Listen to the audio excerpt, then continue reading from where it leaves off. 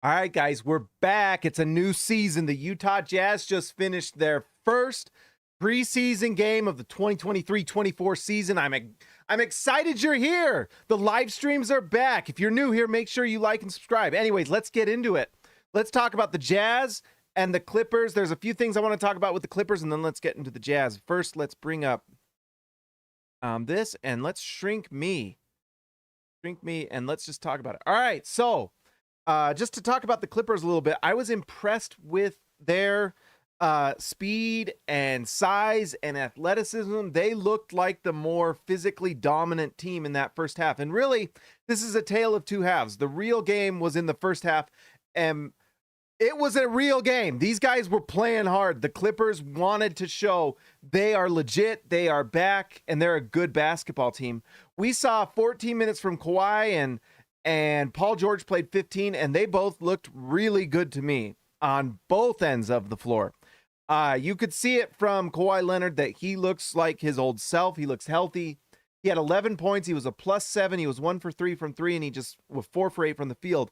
He looked fantastic. He just made plays all night long, and you could tell that he is still Kawhi Leonard. And so when he's playing at that level, that's really hard. I mean, he's arguably 3 years ago, he was the best player in the NBA, and he played like that tonight, and it gave the Jazz troubles like it's going to do to anyone. He went to Toronto and won a championship for the Toronto Raptors just by adding him to their team. And so there are elements and times where Kawhi Leonard looks really good, and he did tonight. And so you shouldn't be too surprised if the Jazz didn't look incredible playing against two of the top wings in the league when they're healthy and playing at their peak. And one of those is Kawhi Leonard. The other is Paul George. I mean, Paul George looked awesome tonight on the floor. 3 for 7 from the field, 2 for 3 from 3. He had 5 rebounds, 2 assists, 2 steals. He was awesome. Plus 10 in the game to lead the Clippers, I assume. Yep.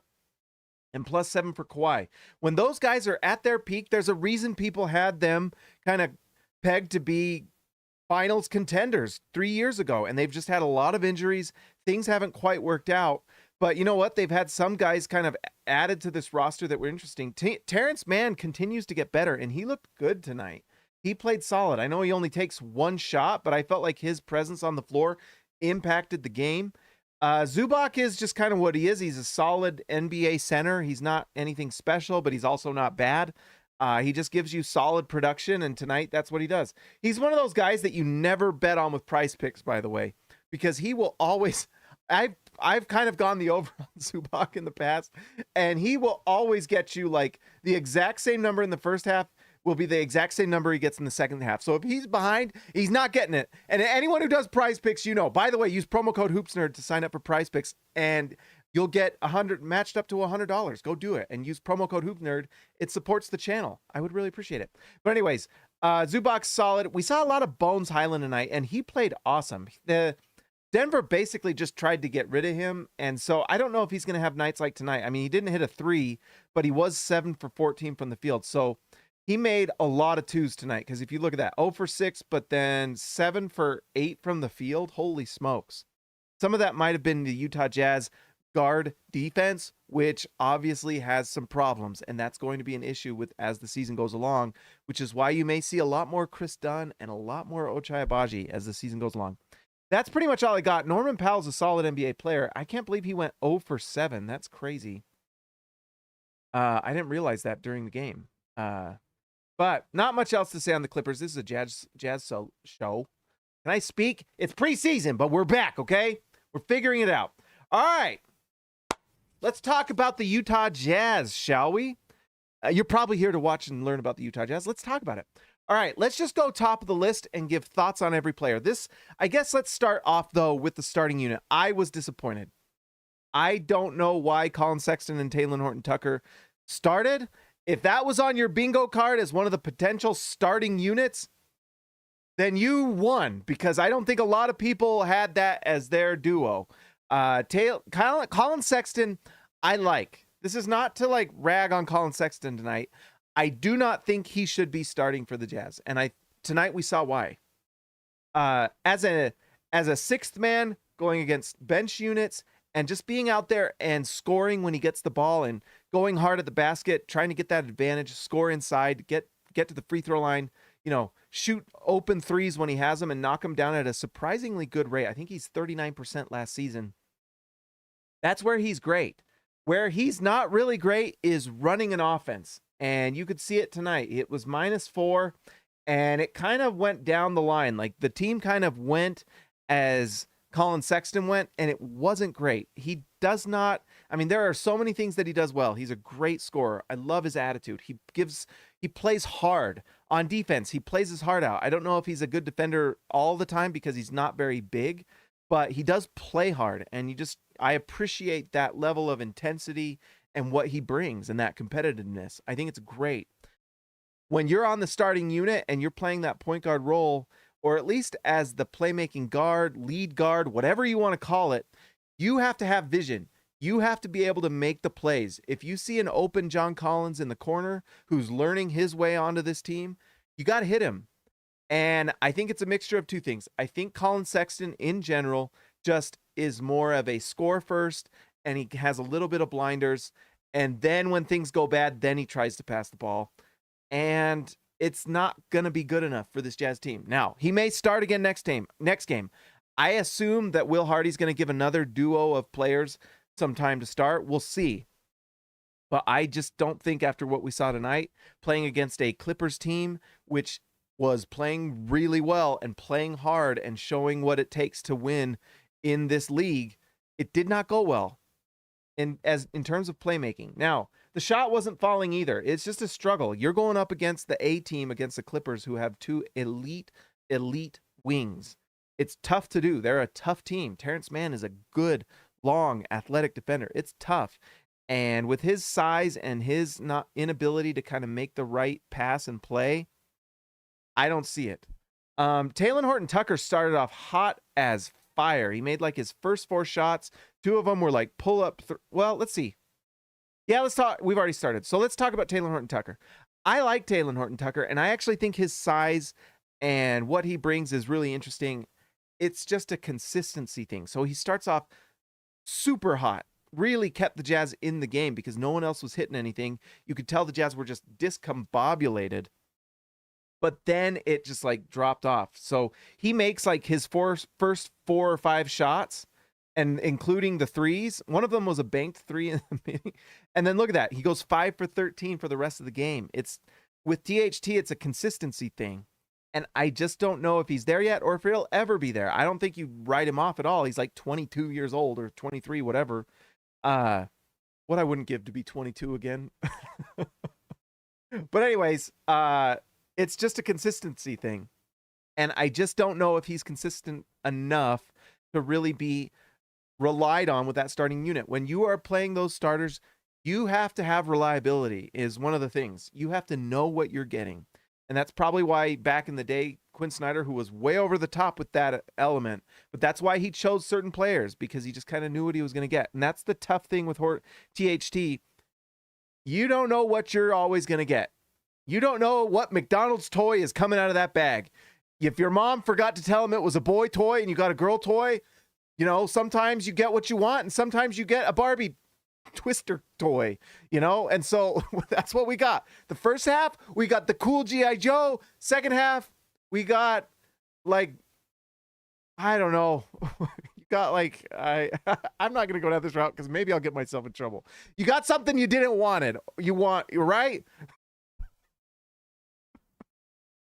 But anyways, as far as McDonald's toys, it was the Ninja Turtles, it was the G.I. Joes. Those were the ones you wanted. Now, we're never mind. Let's just move on. Anyways, I don't think Talen Horton-Tucker is the answer either, because I feel like you've got to get that consistency shooting the ball. You've got to get that consistency with, yes, there you go. You get like a My Little Pony, and whoever loves My Little Pony and Barbie, that's great. That's amazing. But that's not what I wanted. I wanted a Ninja Turtle. I want a Transformer. Do you remember they had Transformers and McDonald's toys once upon a time? Do you remember a life with Transformers in your Happy Meal? Now what do we get? You ain't getting You ain't getting Transformers, and you're just going to like it. That's how I felt when they told me that what our starting unit was. You ain't getting no Transformer. You ain't getting Keyonte George.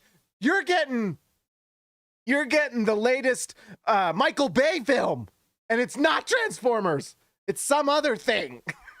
And you don't even get the one you want. Anyways, so John Collins. Let's talk about John. He's the next one in the line.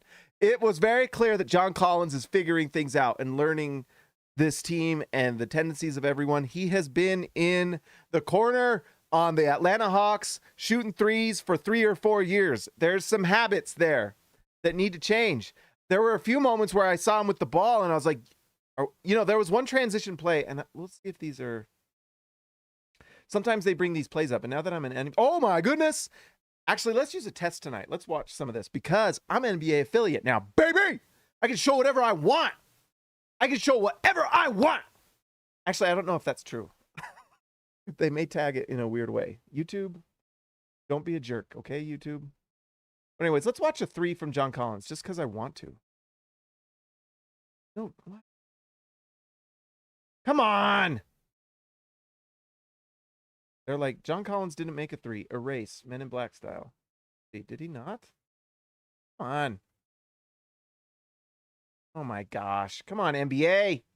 All right, well, it's preseason for the NBA site as well. But anyways, John Collins, you can tell he's just figuring things out. He's trying to figure it out. He is going to unbreak some of those habits where, honestly, he's going to have the ball in his hands. He needs to have the ball in his hands, and I think he can do a few fun things. There was that one transition play, and that's what I wanted to show on here, where I was like, whoa, what's going to happen here? I think it's one of these turnovers. It didn't end well, but I was like, you know what? I wouldn't be surprised if John Collins just goes to the rim and just crams it. We saw that dunk. Let's just see that dunk from, we just talked bad about Collin Sexton, but he made a really nice alley-oop play. Well, it's not working tonight, stupid NBA. But anyways, we saw that play from him, and it looked great, and it looked like vintage John Collins. Get the dunk, and then he knocks down the 3. And if he can do some of that stuff with this Jazz team, man, he's going to be nice. Now, the question with John Collins is, can he fit on the floor with Walker Kessler? That's going to be something that they're going to have to figure out. And you could tell there was a little bit of kind of uncomfortableness with them on the floor. They're still figuring out the roles because John Collins is kind of a really nice pick and roll big. He can pop out to the 3-point line and knock it down, or he can go to the rim and be an absolute monster dunking the ball. But that's pretty similar to what Walker Kessler does. Walker Kessler is a pick and roll big on offense as well. That's what he does. Also, he gets his points on the offensive rebounds. That's what Walker Kessler does. And that means you're going to have to kind of figure out some flow to this. And that's also why I don't love the Collin Sexton, Talen Horton-Tucker backcourt, because you do not have a lot of really high-level playmaking there to make both players happy. That's why when I had heard maybe possibly Talen Horton-Tucker with possibly Keyonte George, and we had seen some pictures and things like that if you wanted to put your tinfoil hat on. And that actually makes sense to me, because if this Jazz team has 2 sides of the floor and you have one pick and roll on one end, if it doesn't work out, you put it out there and maybe THT or someone else runs a pick and roll, then that to me kind of works. And that's interesting because, you have one big on one side in the dunker spot while on the other side they're running the pick and roll, and you can just switch that up. And then the other option is Lauri Markkanen always getting open shots. So there's some things the Jazz need to figure out. What their offense is, what their set is, I don't know. But there was obviously a lot of uncomfortableness. But I didn't see anything from John Collins tonight that made me go, this isn't going to work. If anything, it looked pretty good. The 3, he hits those shots. He just looked a little like he didn't know his place yet, which is fine. It's the first game of preseason. This is a good thing for the Jazz to have these preseason games because they've got a lot to figure out and a lot to work out and a lot to learn, to be honest. So Walker Kessler was one of the better players on the floor tonight. I felt like he didn't play with enough force really in the first half than I would have liked to see. That's the next step in some ways for me with Walker Kessler, is him imposing his will on others. Can he dominate Zubac? Someone like that, Walker Kessler should dominate that player. Let's just take a quick look at Zubac, who only had 4 points and he got blocked by Kessler. You know what, 2 for 3, but that's like him doing putbacks and stuff. So I'd say Kessler did pretty good, and he had 5 blocks in the game. He had like, how many did he? Yeah, 5. I mean, he blocks shots so effortlessly. It's incredible. So I don't know. I just felt like he played well. There was some uncomfortableness with him too. That was just kind of the name of the game. But you know what's interesting? I actually think from what we've seen today, I actually really like this trio because there were a few things that I saw that got me really excited. One, this Jazz team is a rebounding monster. I don't know what the rebound is, and we probably can't really take the 51 defensive rebounds, but how many offensive rebounds? They had 16 compared to 13 for, look at that, 29 defensive rebounds for, that might have been, I don't know. I don't know if we learn anything from that. This is bad analytics. What I do think, and we'll watch this as the season goes along, and I want to go find it in the advanced stuff, but I think this is going to be just a absolute beast on the offensive rebounds and on the defensive rebounds. I mean, this is a big front court. This is huge, and athleticism and size. And, you know, you have Markkanen, who is 7 feet tall at the 3, and then John Collins at the 4, and Walker Kessler at the 5. That is a lot of rebounding. So don't take the over every single night on this Jazz team for prize picks, because this is going to share. They are all going to rebound the ball. Look, between them in their time on the floor, you have really nice rebounding numbers there. I mean, if you just double their minutes, which they likely will during the season or get more, you're having like double-digit rebounds for each guy. This is just going to be a tough team to rebound against, whether it's offensive or defensive. And I think that's one element where this team is going to be really good offensively, and it was why they were really good last year. Harlabob tipped me off to that last year as he showed that, and I looked it up online. I'll have to look it up after the show. We won't look right now. But this Jazz team was an elite offensive rebounding team because it seems like that's one of their emphases is they just crash the boards. And now having John Collins, who I think is probably a little bit better rebounder than Kelly Olynyk, but maybe not that much better. But you can see how that size last year they had with Olynyk in the starting unit. They don't lose that rebounding again with John Collins, and I think the offense is going to be solid again this year. I think they're going to be a top 10 offense. And part of that is going to be this offensive rebounding. They're so big. They looked so big to me. They're athletic, long, big. They play hard. They're going to rebound the ball. And then if you have size at the backcourt, then man, it gets really interesting. So anyways, that was really one of the things I liked. That was one of the positives for this Jazz team. I mean, if they'd have played the full 48, I think the Clippers probably win this one. They just looked a little more cohesive. And honestly, they should be. I mean, how long has Kawhi Leonard and Paul George and Terrence Mann played together, you know, and Zubac? And is it Zubac or Zubats? I don't know. You know, even Bones Highland was on their team last year. So they've got a little more continuity going for them. So I like them being more ready to go on opening night, along with Kawhi Leonard and Paul George looking great, is not a surprise to me that they looked better than the Jazz in the first half. This Jazz team has 3 rookies they're trying to put in. They have John Collins, who's now in their starting lineup, replacing Kelly Olynyk, who played pretty well. And then they had a new backcourt that they've never really played with these guys together. Remember, there were so many guys resting last year during Tankathon that, you know, they just need time. And I don't think this was the right lineup. I think a lot of this was, and let's just talk about that. Collin, Sexton, Talen, Horton-Tucker. I mean, if this starts again next game, I guess that'll be a surprise. I just did not see it tonight. And I'm sure Will Hardy saw it too, that it's just not quite there.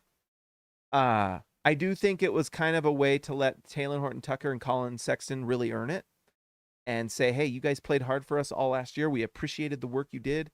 You played hard. It just didn't quite work. And so I think there's a few guys we need to think about changing them out. But first, let's talk about Jordan Clarkson. Jordan Clarkson played nice.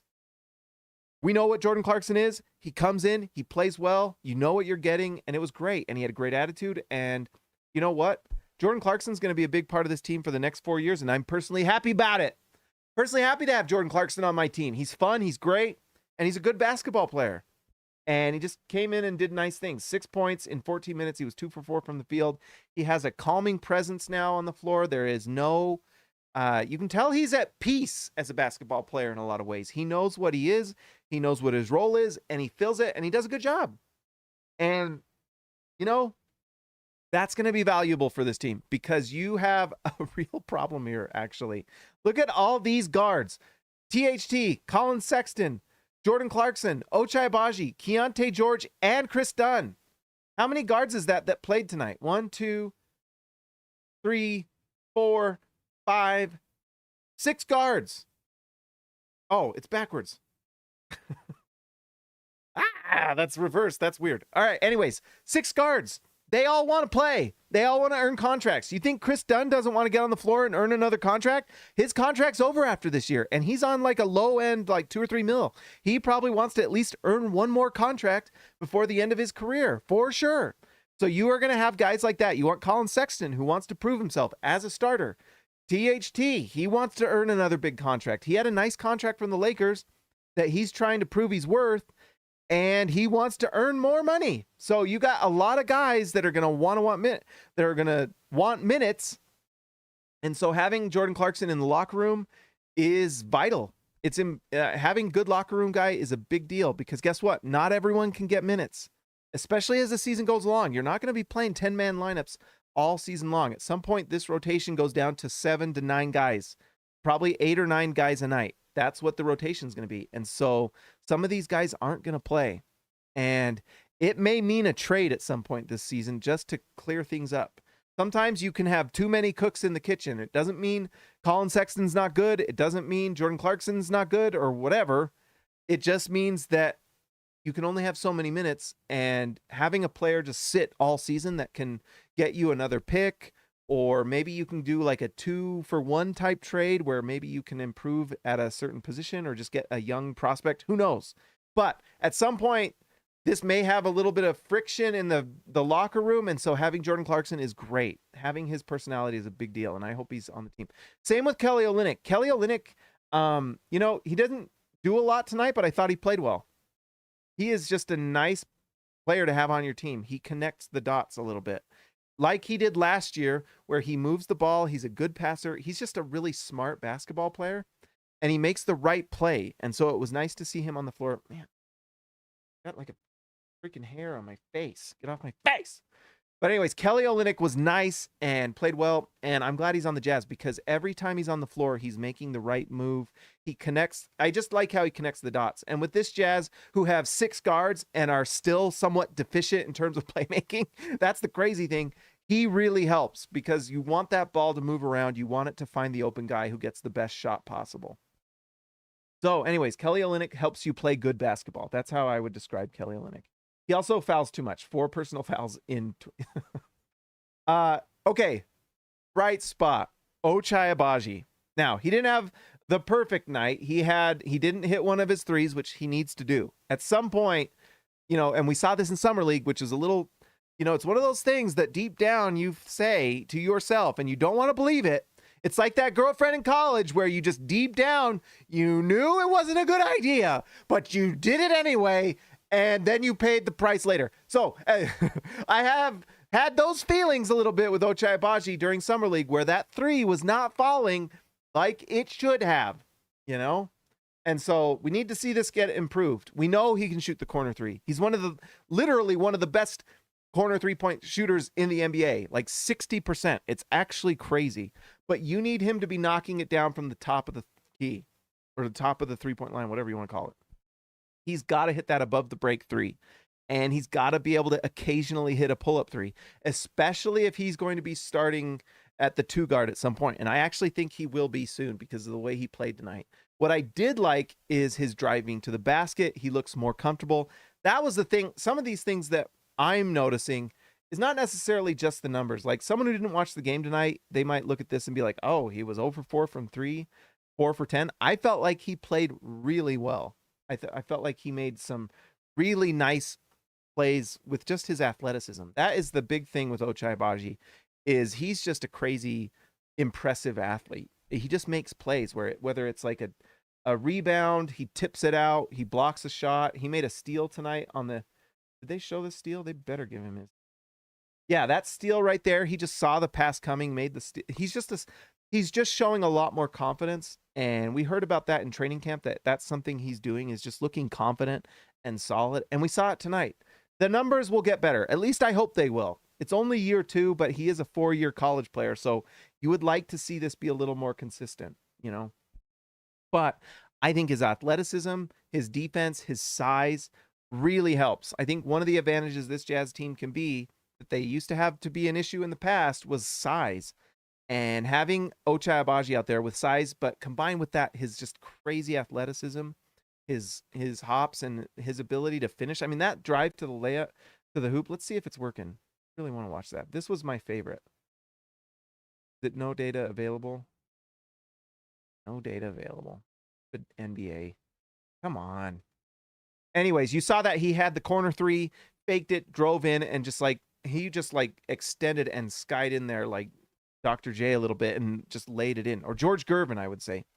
And it was nice. And so I just think he really showed, he made a good audition for starting 2-guard. Now, if he gets that now or later, we'll see. But I think, man, as the roster is constructed right now, I think Ochai Agbaji looks like a viable starting 2 over Collin Sexton and Talen Horton-Tucker.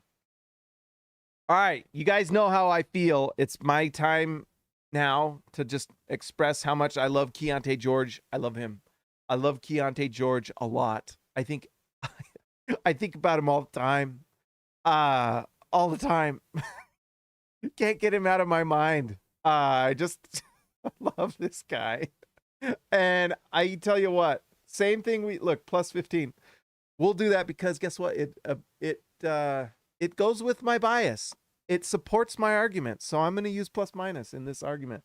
Plus 15 for Keyonte George, 10 points, 5 assists. Keyonte, how many ways doth I love you? Should we get Shakespearean with it? He looked, none of these numbers will tell you what was going on tonight. I mean, yes, they tell you he missed some shots. He took some pull-up threes later in the game. He was clearly trying to not make mistakes. And what's funny is when you have a player like him who's just, I'm sure he's just got adrenaline going out of his mind because he wants to play well. He wants to show he's ready to go. He didn't get the start tonight, but I've heard rumors and things from multiple places. Apparently in training camp, he looked incredible. Like, not just good, like amazing. And I think it's just a matter of time till he starts. I actually think he has a chance to be best offensive player on the Jazz. In fact, all right, I'm going to say it. I'm going to say it. He might be the best offensive player on the Jazz right now. Right now. According to what we've heard from reports, from little things sent to me, and from what I've seen in Summer League, and honestly what I saw tonight, he might be today the best offensive player on the Jazz. Not best guard, not best player, maybe best offensive player. We saw Lauri Markkanen struggle tonight to get his own shot. Look, he had that pull-up 3. I think Lauri Markkanen is like the ultimate off-ball player. He's fantastic, super efficient. And even on a night he kind of struggled, he still put up 10, 8, 2 assists, 4 rebounds. Really nice. Really nice.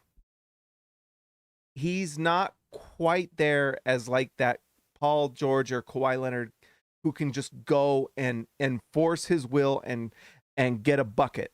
He's not really there. Doesn't mean he can't be.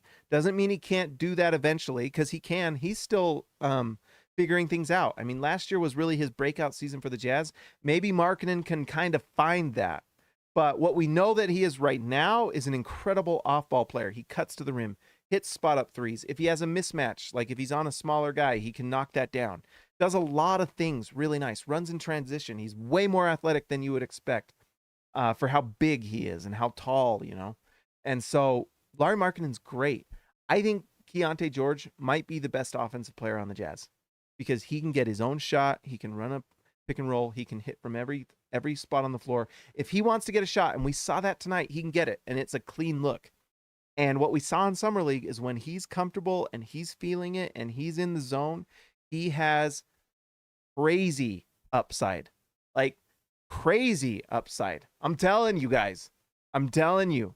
We have something pretty special here. And all of this, I'm not even that worried about it. He made a couple kind of rookie plays. You know, it's his first time playing. How would you feel your first NBA game, real NBA game, and you are going against two of the best wing defenders in the league, two of the premier players in the NBA, and he still looked pretty comfortable to me. And you know what he looked like? He looked like a guy that wants to earn his spot. He's young. He's younger than everyone on this team, and he's trying to just kind of figure it out and play the right way. That's one thing I love too, is he's trying to play the right way. He's not like shooting him out of the gym. These 9 shots were later in the game when he just needed to take them, you know? But he didn't take these shots when he was on the floor with the starters. He was trying to set them up. That's why he got 5 assists. You know, 5 assists for Talen Horton-Tucker, and he got more minutes with the better players than let's see, where was like Keyonte got some pretty good runs. So 5 assists. Did anyone realize he had 5 assists? I mean, he made some really nice plays. And then Chris Dunn, we'll talk about Chris Dunn too. Chris Dunn played incredible, and he had the same amount of assists as Keyonte. Keyonte, one other thing with Keyonte is he's one of those guys that quietly just puts up stats too. You won't realize later until like, holy crap, he had 10 assists. That's how it was in Summer League. If you watched it, it was like 10, and then you watched it, and yes, he did. So anyways, I'm telling you guys, be patient. I'm trying. I'm telling you right now, DW. The Jazz have something special in Keyonte George. They do. They do. They have a Ferrari, and it's ready to go. They just need those tires to get a little bit, like, they need a rotation on those tires or something. And once they're ready to go, watch out. Ezekiel Raisibe, welcome back to All-Star. The man from Down Under is back. I'm sorry about the purple ball status icon. Once you leave and come back, it resets, I think. Look at all those purple balls. Let's not talk about purple balls. Let's see. Anyways, have I expressed enough love and how high I am on Keyonte George? Like, I'm telling you guys. I'm telling you. Doesn't sprain a tire. Yes, we don't want any flat tires on this car. Yes, Robert. Yes, he is a steal. I'm telling you. He might look like the draft steal. I mean, I think he's going to be starting by the end of preseason because I just think here's the other thing. Play your best players. That's just really the rule. And it's not like you're trying to develop him. He is like the best guard option. He just is. Out of all these guys, from what I've heard, he's freaking awesome. Awesome. Awesome, awesome. And so once he gets that comfort level, it also feels like the team's kind of bought into him. Like when he was on the floor, you could just kind of tell things felt comfortable. Like they've given him a lot of run, you know, like starting quarterback reps type thing. So anyways, there's my Keyonte George thing. We're going to have a lot of expressions of love this season for Keyonte George. Just get ready. Love you, Keyonte. Simone Fontecchio likes to shoot the ball. That's my analysis.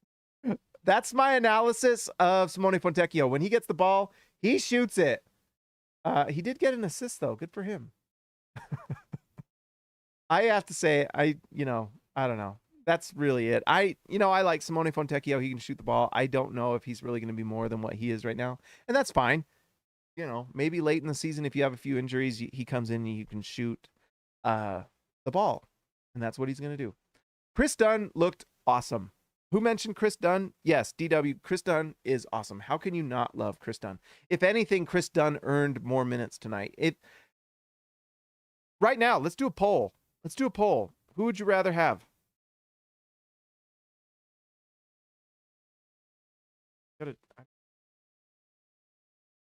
Oh, ruined it. All right, we're live. I don't care. All right, we're going to do a poll. Who would you rather have?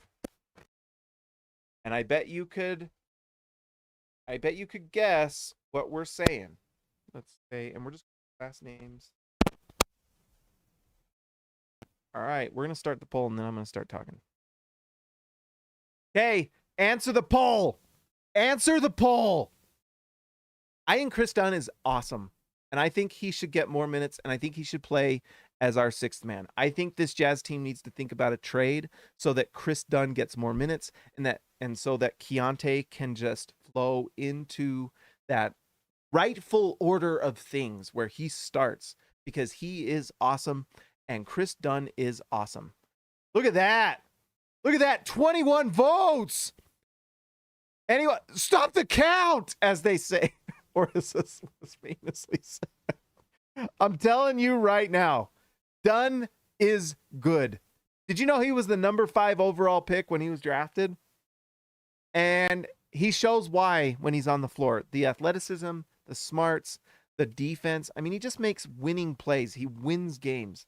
Now, there's some limitations there. Some of the same limitations that you have with THT. If you leave Dunn open on the three-point line, it's going to be a mixed bag. McDonald's Happy Meal toy. You don't know what you're getting. But what you do know you're getting is a specific set of skills. He comes with a specific set of skills. He drives to the lane and he's got that floater that he does, and he gets it at will and he knocks it down, and it's great. And he makes it every time. He passes the ball. He's a better distributor than I would say Collin Sexton for sure. Than Jordan Clarkson. Look at that. 5 assists. He played 16 minutes. He was 7 for 7 from the we would watch every shot if the NBA stupidly worked tonight. But he made all 7 shots. They were all close. He did knock down the 1-3, so there you go. And then he had 5 assists, and look at that. 2 steals in 16 minutes. I mean, that's Chris Dunn. He plays his heart out, but he's got athleticism and size. He's quick, and he's smart, and he's poised. You know, this game was like, I tweeted it. I was like, this game is triggering me like that playoff game when the Clippers came back and destroyed everyone's hopes and dreams that was a Jazz fan. But Dunn came in and won the game. Flat out. I mean, Keontae's shot wasn't falling. And Dunn came in and just made, he did that little play where he just beats his man and gets the layup multiple times. And because he can pass the ball, I think he is a great sixth man option for this Jazz team. I mean, I honestly think if I was picking let's say the Jazz make some sort of trade. If I was deciding who I'd want to be left with, it would be obviously Keyonte, Ochai, Chris Dunn, and Jordan Clarkson. Those 4 guards. And even that's a lot of guards, But man, he can do some nice things. And I think it would be pretty cool if you had that kind of 4-guard rotation, where you have one good defender like Ochai or Chris Dunn on the floor at all times. Typically, Chris Dunn playing against the bench, and then Ochai, you can just mix things up and do a lot of nice things, and then have Keyonte on the floor, who did not look good defensively. He's got to get better at not getting back cut. I mean, that happens 3 times a game. Come on, Keyonte. Figure that out. Start watching the back cut, okay? Because it's coming, okay? Block it off. Back up a little bit, okay? Stop that. It drives me crazy. Freaking stop it. Stop the back cut, okay? How many times? Okay, stop it. But anyways, Chris Dunn plays really good. Really great on-ball defender. Just great. Great. I love Chris Dunn. I hope he's on the Jazz for 3-4 more years, because I think he's got that type of years left in him, and he's good, and he's solid, and he brings a mentality. Here's the thing. Everyone talks about the mentality of Collin Sexton. Well, Chris Dunn brings it too, but he backs it up. He makes big time plays. He just does. He makes winning plays. He is a winning player who makes winning plays, and he has a great attitude. He was the guy that got the short end of the stick tonight. That's what makes this cool. That's what makes this really cool, actually, is all this stuff we talked about, and dumbos like me talking about Keyonte George and who's starting and whatnot. Well, guess what? Chris Dunn got the short end of the stick. He didn't get to play until basically when both teams had rested all their best players. And he came in and flat out played his heart out and just did what he does and did Chris Dunn things and won the game. And it was awesome. And he just showed why he's great to have in that locker room and on the floor. Not just in the locker room, but on the floor. It matters. Both of it does. And he's got better vision. So I like Chris Dunn more than Collin Sexton. And he's cheaper too. That's the other thing about Collin Sexton's contract. Super tradable. Super tradable. And so if I'm Danny Ainge, I'm getting on that phone and I'm going to probably find some sort of move to get this guard rotation a little bit more, because right now 6 guards trying to get minutes, that's too many guards. It's too many guards, okay? It's too many. It's just hard to find minutes for everyone. And I think we found out tonight Chris Dunn helps you win the game. And if you have Jordan Clarkson and Keyonte George and Ochai Agbaji, if Ochai can get that freaking shot to fall, then you've got enough shooting there. And you keep the size and athleticism. And he's just such an imposing player at that guard spot. He really is. It's really awesome. Omer Yurtseven got minutes over Taylor Hendricks. It was interesting to watch him. I think, it's nice to have Yurtseven on the floor for depth. I don't know how much he's going to play this year, but he definitely is nice to have. And he came in and played solid. He was solid. So that was a nice pickup for the Jazz. It cost next to nothing, and he adds just a lot of depth. And so if, let's say, Kelly Olynyk gets hurt or someone like that, or if Walker Kessler misses some games, then you have Yurtseven that can come in and play center. And how nice is that? So really nice to have him on the team. Solid veteran NBA player who I think honestly is going to be in this league for another 5-6 years. He plays solid and he can do a few things. I think he can even knock down a 3, and he's apparently a really good offensive rebounder. So you can kind of see what the Jazz are thinking with these big lineups. Kelly Olynyk with these 3, Yurtseven, and even Taylor Hendricks when they draft him. You've got just size and rebounding, offensive rebounding to be exact, and that's what he does. So that's all I got on him, but he looked solid, so that's nice to see. A lot of people on the interwebs were wondering why was Yurtseven and Simone and all these guys getting minutes over Hendricks. Well, it's not great, but then he came in and we saw like the good and the bad. We saw the good, which he took we'll try one more time. He's stubborn about it. Nope. Not working tonight. He hit a pull-up 3 with a defender in his face and knocked it down. And it was great. He got 4 rebounds. He looks long and athletic, and he looks like everything everyone kind of expected from him. That's the good. He also looked incredibly raw to me. Really raw. He had some turnovers, some bad passes. I think it says he has 1. It felt like more. Sometimes just like kind of not a good pass, too late with it, things like that. He took 2 threes that he shouldn't have taken. They were just kind of like forcing it up. He just looked raw and new, and that's fine. Now, he's the number 9 pick. Not great. If you're picking someone at number 9, and Taylor Hendricks was supposedly the guy that was ready to go. Like you could put him on a team and he's probably playing sooner than later, and kind of playing that John Collins role, honestly, where he's taking threes and then defending on the other end. I want to see more from him, especially defensively, because one of the things everyone says is he might be like the second or third or maybe even the best defender in the draft. I mean, there was some really high praise for Taylor Hendricks, and he's got to find his way. It's one preseason game, so obviously this is extremely early to have any sort of like opinion on it, but you'd like to hear more from camp. You'd like to hear more like, oh, he did this, or oh, he made this play, or whatnot. And it hasn't really been there. So we'll just wait and see. He may spend some time in the G League, and that's fine. It's not the favorite thing everyone's going to hear, because you want each rookie to just pop and be incredible.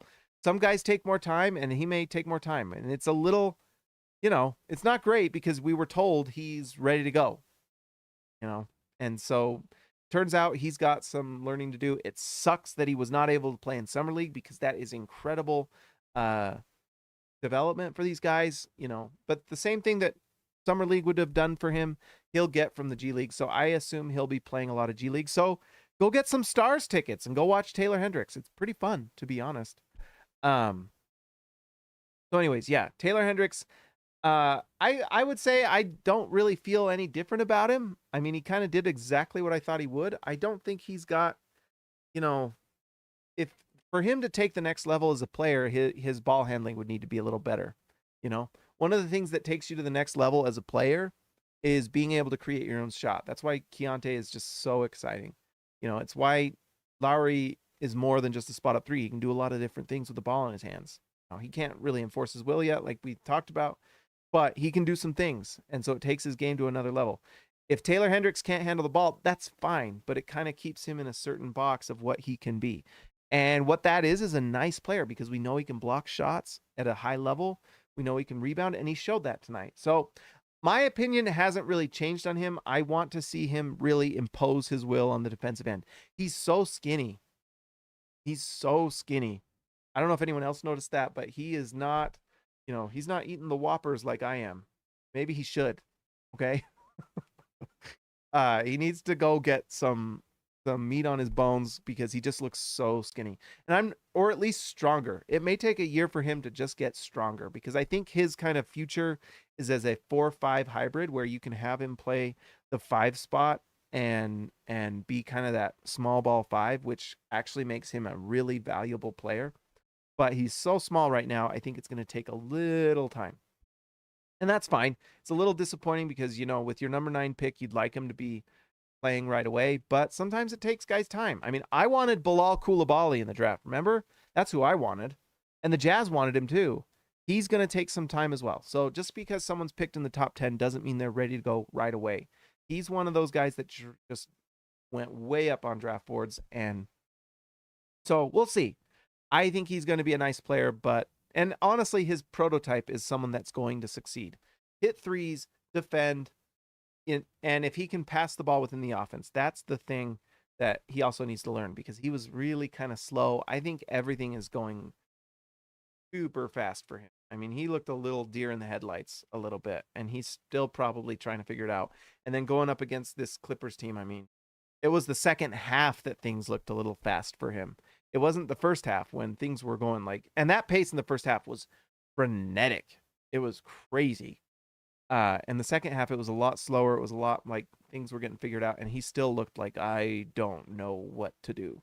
So he just needs some time. G League will help him. It's not everyone's favorite thing to hear, but this is a good basketball team with a lot of depth. And so it is what it is.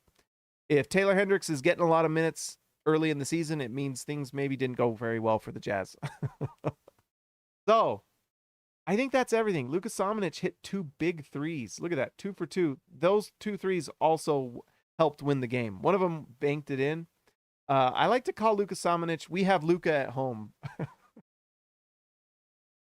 Everyone wants Luka. Well, we got Luka at home. We have a Luka at home. We don't need to go get a Luka. We have a Luka at home. If anyone gets that joke, you're my favorite. But yeah, 9 points for him. Played really solid. I think he's going to be on this Jazz team for a long time. Some other guys that didn't play will likely be playing a lot with the G League. Johnny Juzang is interesting, but Johnny Juzang and Simone Fontecchio are very similar to me. Very similar. So, all right, that's it tonight, guys. I think let's give a shout out to our All-Stars. By the way, if you want to support the channel, this Utah Jazz channel, I would really appreciate it. If you're new here, please like and subscribe. Please do.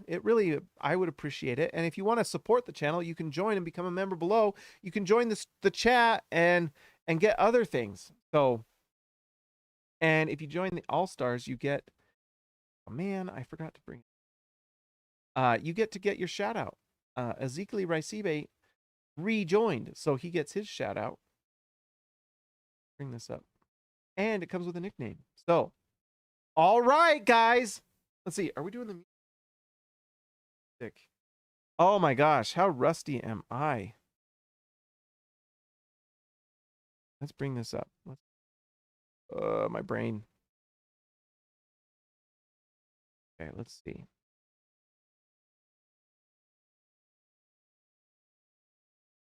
Guys, I'm slowing down. I'm getting old. Guess what? I turned 40 this month. Is that crazy? I think that's crazy. Is that working? Yes, it is, baby. All right.